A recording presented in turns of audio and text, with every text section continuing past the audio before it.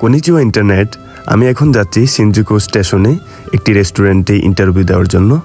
আমি যে সিটিতে থাকি অদরা সিটি থেকে প্রায় 70 কিলোমিটার দূরবর্তী হচ্ছে শিনজুকু স্টেশন, আর এটি হচ্ছে মূলত টোকিও শহরের একটি অংশ।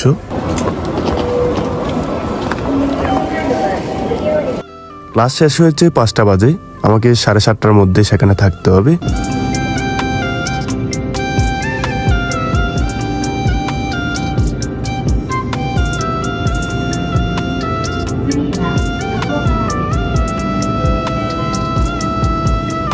ট্রেনে ওঠার পর একটা জিনিস খুবই চোখে বাঁধে, সবাই খুবই নিরিবিলি বসে আছে, কেউ কার সাথে কথা নেই। কিন্তু বাংলাদেশের মেট্রো রেলগুলোতে তেমন শান্ত বা নিরিবিলি থাকে না। অবশেষে চলে আসছি শিনজুকু স্টেশনে। ইন্টারভিউ শেষ হলেই দেখতে বের হব সেই চাকচিক্য শহর টোকিও।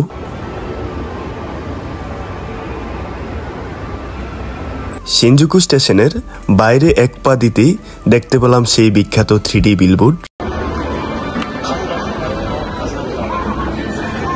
সেই সাথে দেখতে পেলাম বিখ্যাত গ্রোচারি হোটেল।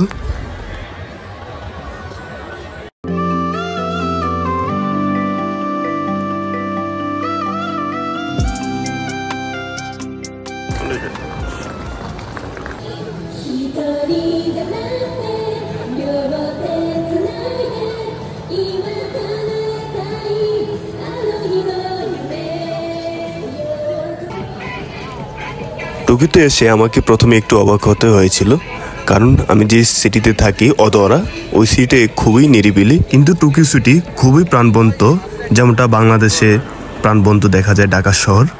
কিন্তু ঢাকা শহরের সাথে একটি খুবই পার্থক্য হচ্ছে, ঢাকা যেমন আমাদের 12টা থেকে 1টা বাজে রাত খুবই জমজমাট বা প্রাণবন্ত দেখা যায়, সেক্ষেত্রে টোকিও সিটি হচ্ছে 1টা-2টার দিকে খুবই নিরিবিলি। বিশেষ করে সন্ধ্যা থেকে রাত 12টা পর্যন্ত খুবই প্রাণবন্ত থাকে।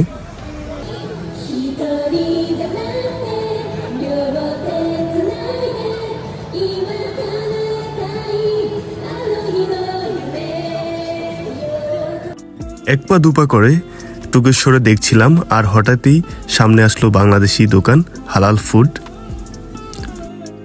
নতুন এই অজানা শহরে বাংলাদেশি দোকান দেখে খুবই ভালো লেগেছিল।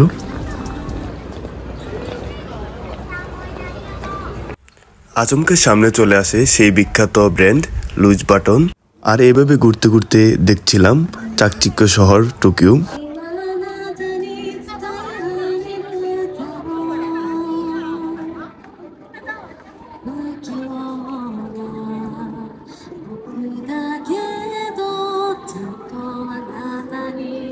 আজ এই পর্যন্তই, নেক্সট ভিডিওতে দেখা হচ্ছে।